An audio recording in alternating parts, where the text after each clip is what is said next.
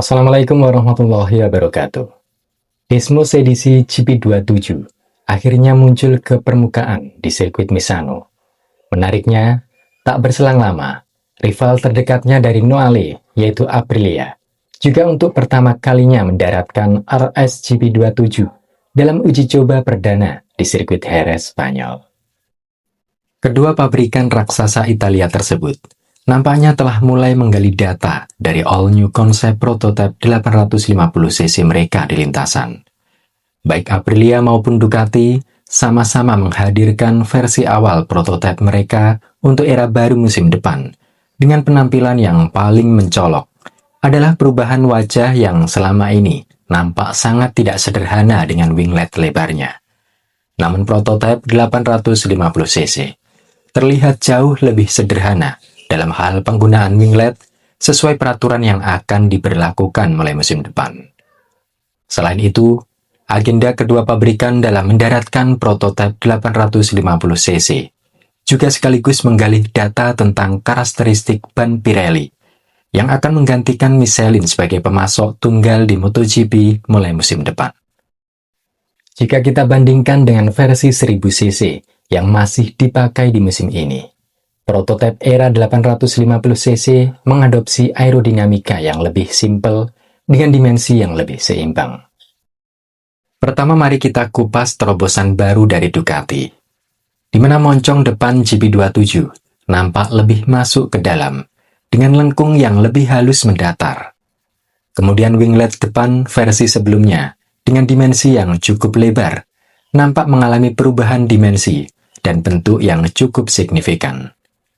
Di mana versi lama yang mengaplikasikan dua sirip lebar dan terdapat ventilasi aliran udara, kini didesain ulang oleh Ducati menjadi sirip tunggal yang lebih simpel tanpa adanya lubang ventilasi untuk prototipe baru 850cc. Konsep ini seperti kembali ke era GP16, di mana Ducati pertama kali memperkenalkan aerodinamika winglet di kelas para raja.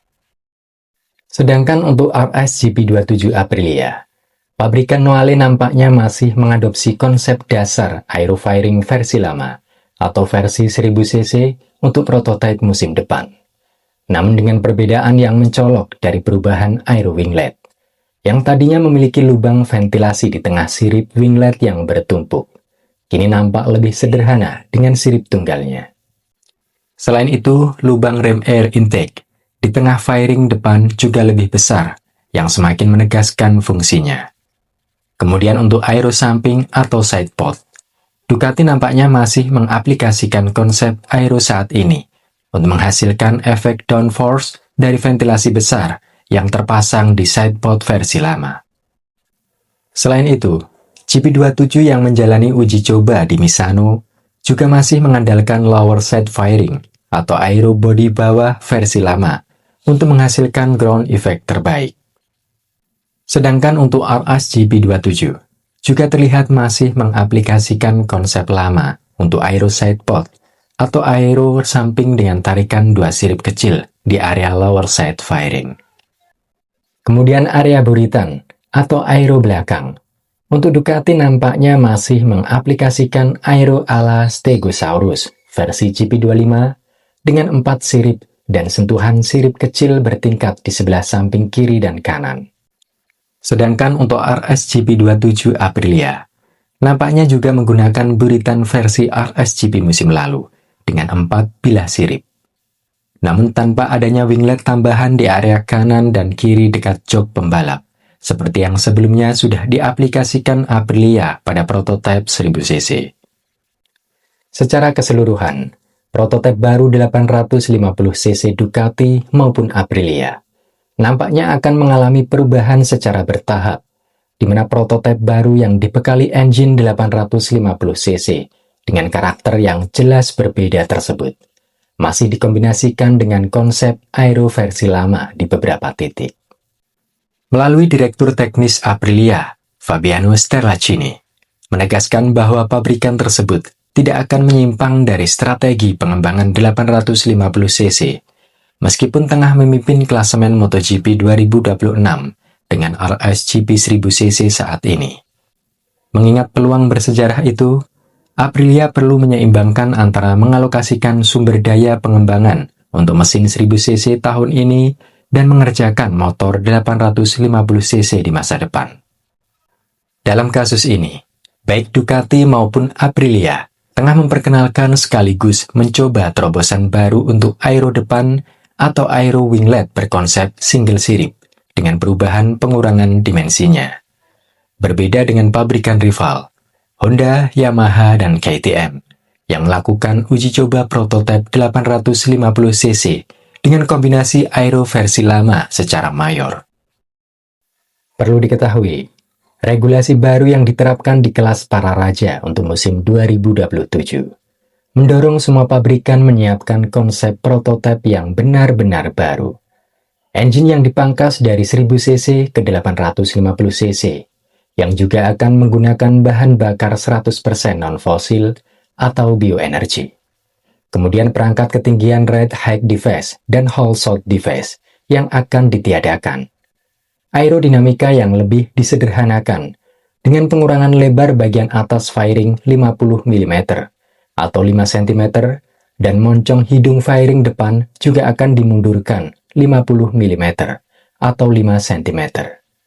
Artinya semua pabrikan nantinya akan mengadopsi all new concept aerodinamika untuk prototipe 2027 dengan desain yang lebih disederhanakan dan juga pengurangan dimensi. Selain itu, perubahan pemasok tunggal si karet bundar dari Michelin ke Pirelli juga akan menjadi tantangan tersendiri bagi semua pabrikan dengan perubahan karakter ban dan kenihilan data di lintasan. Namun dalam kasus ini, beberapa pabrikan telah mengambil langkah lebih awal dengan mendatangkan pembalap World Superbike yang secara teori telah mengenal lebih dalam soal karakteristik ban Pirelli. Seperti Yamaha yang telah mendatangkan Toprak Razgatlioglu di tim satelit mereka Pramac mulai musim ini.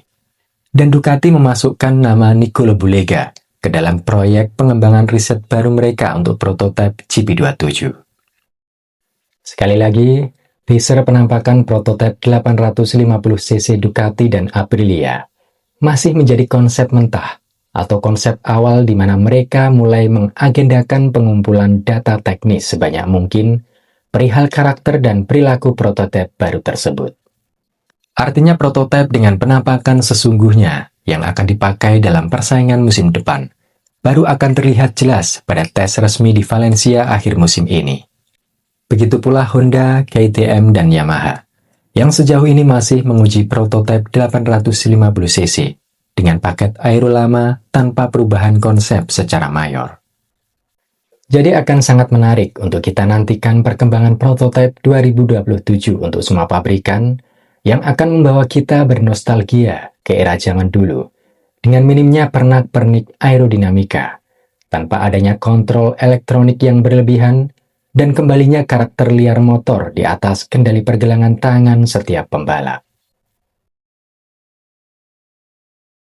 Jangan lupa dukung selalu channel ini kawan, dengan cara like, subscribe, share, dan komen.